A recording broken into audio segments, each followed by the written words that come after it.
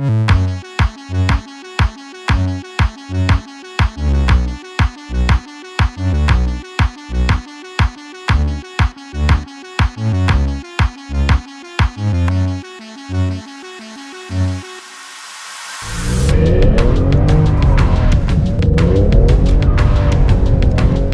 you fancy yourself a fine automobile from the 90s, like this fine example of the 996? To quote my Porsche mechanic, it sounds like a moped, but I love it nonetheless. Here are my top 5 likes and dislikes for the 996 911 Porsche.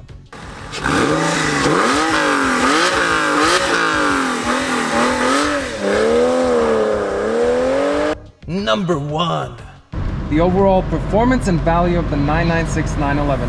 I think you will be hard-pressed to find better value at this price point currently in the sports market or sports automotive market right now.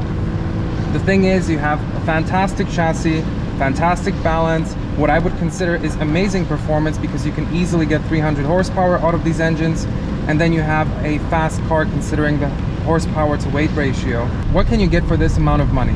We're talking about maybe an E46 M3, maybe an E92 M3, but those cars, while yes, they are special, they do not provide me that level of connectedness with the car, with what it is, with the essence of it, with the purity of the design and concept as this car has.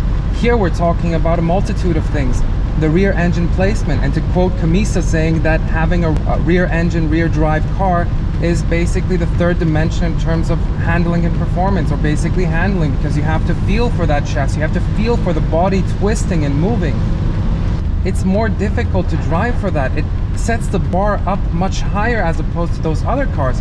But I think that's absolutely amazing, because once you get to the limit of a rear engine, rear drive car, it's amazing. It's completely different in its characteristic.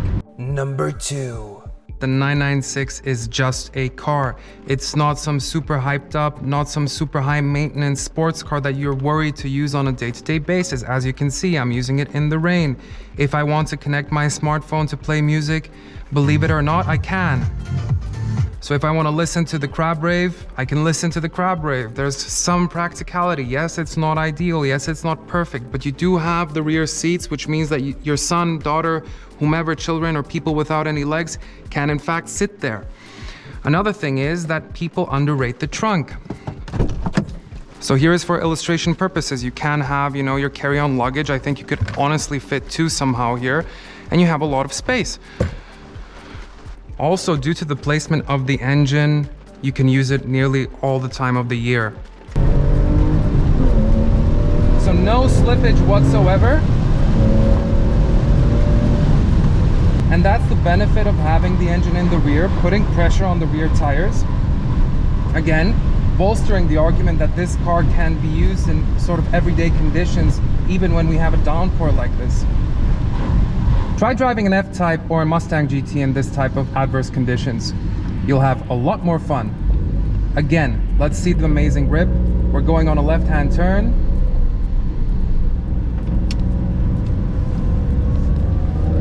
Full throttle and basically minimal to no slip. Fuel consumption.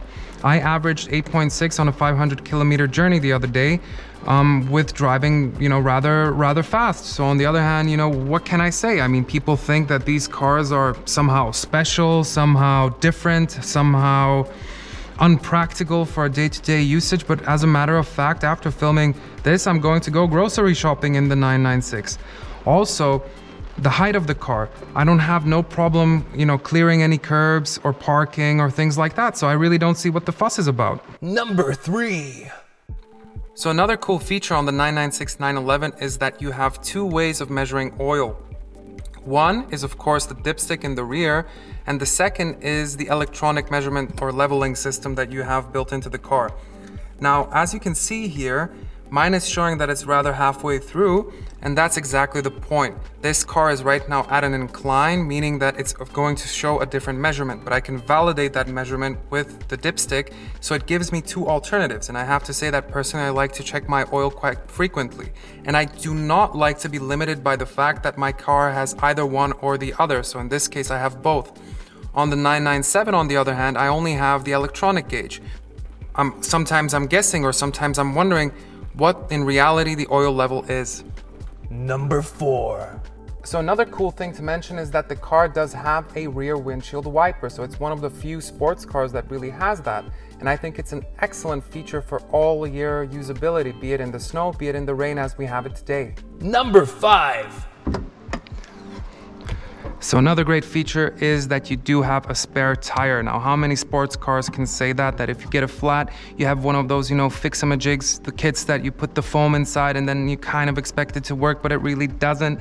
And here you have a jack, you have the tire. So worst happens that you get a flat, you have a way to fix it. Number 1. So on a fantastic sunny day like today, you realize that you want to drink something warm. Maybe a nice cup of coffee, maybe a nice cup of tea. You get it at the gas station, you go to your car and you sit down, and then you realize, fuck. And you look around and you realize that there's no cup holder. The challenge is that on the one hand side, of course, you can drink and drive, of course, I mean the coffee, and then after you're done with that, you want to put it somewhere. And you think, okay, maybe I could put it here, but it will fall away or fall off. You could put it in the side part, but it doesn't fit. So you would end up crunching basically the coffee mug itself or the coffee cup made out of paper. You would have some milk there. You can put it in the glove box. No freaking glove box. So then you think I'm gonna put it on the floor and it will just basically put milk on your rug, which is not something exactly that you would want. Number 2. As you can see, I can barely see. All right, so now onto the headlight performance at night. Well, the redeeming factor I can say is the fact that we do have headlights. As you can see, between the difference in the lamps, I can't really see anything. Now, the best part here is that the cars coming in front of me have more powerful lights than the car on my own. So from that perspective, I end up basically not seeing. Another worthwhile point here is that with many cars, you can upgrade the standard headlights to, for example, a bulb with higher wattage. But in this case, upgrading to a higher wattage will result inevitably in you burning through the headlight assembly. Number 3. So another gripe I have with the car are the ergonomics. If I sit up straight and correctly, I cannot see the top part of the 4 at the gauge cluster or the RPM indicator. That's topic number 1. Topic number 2 is I can kind of see the roof, which is of course bothersome. And topic number 3 is if I depress the clutch pedal and I release, I end up hitting the steering wheel. So I kind of end up, even, if I'm doing a little bit of drifting, I kind of end up doing this with my knee, which of course is kind of bothersome at some point. So the accelerator, the gas pedal is fine, but then the clutch pedal, I'm kind of like doing this, which is ridiculous, frankly speaking. And I do not want to put this bracket here, or this hub extension plate that sort of pushes the steering wheel forward, because I just don't like the way it looks. So I'm kind of stuck in this. So yeah. So I wish the seating position was a tad bit lower. So it's actually currently quite low, but still, if it was maybe 3-4 centimeters lower, I wouldn't have the 4 issue, the knee issue, nor the headliner or the roof issue. Number 4. So another gripe I have with the car is the fact that you do have a oil pressure gauge, a fuel gauge, a temperature gauge, but only of the water coolant or the engine coolant itself, the RPM gauge, speed gauge, and the volts. Now, I'm very happy to have the volts. On the other hand, I would much rather have the oil temperature gauge. This leaves me wondering when my oil is up to temp so that I can actually push the car. So this is absolutely not understandable by me as to why they chose for this omission. Of course, on the later model, so the 997 absolutely replaces the left gauge with an oil temperature gauge. I mean, honestly, what were they thinking? Number 5. Another dislike is the fact that the engine is a ticking time bomb. There are a lot of issues as outlined in the purchase overview itself in terms of the cracked heads, liners of the cylinders. Then you have, of course, the IMS issue. As mentioned, some early 996s did have the dual row bearing, but nevertheless, there are still a lot of issues that you need to make sure you take care of. It depends on your level of risk awareness / the amount of risk you want to take, but it's something that you need to take care of. On the other hand, I do have to mention that almost every car that I've owned that is considered to be high performance or a sports car, except for the Mustang, has had its fair share of engine issues, from the S54 and the E46 M3 to the S65 and the E92 M3. So in general, to sum up the video, I think every car has its ups and downs, its positives and negatives. It's up to you to decide what you want and expect from a car. In my case, the 911 format works for me personally. If it will work for you, that's a question you have to ask yourself. But still, in general, I think it's an amazing car for an amazing price.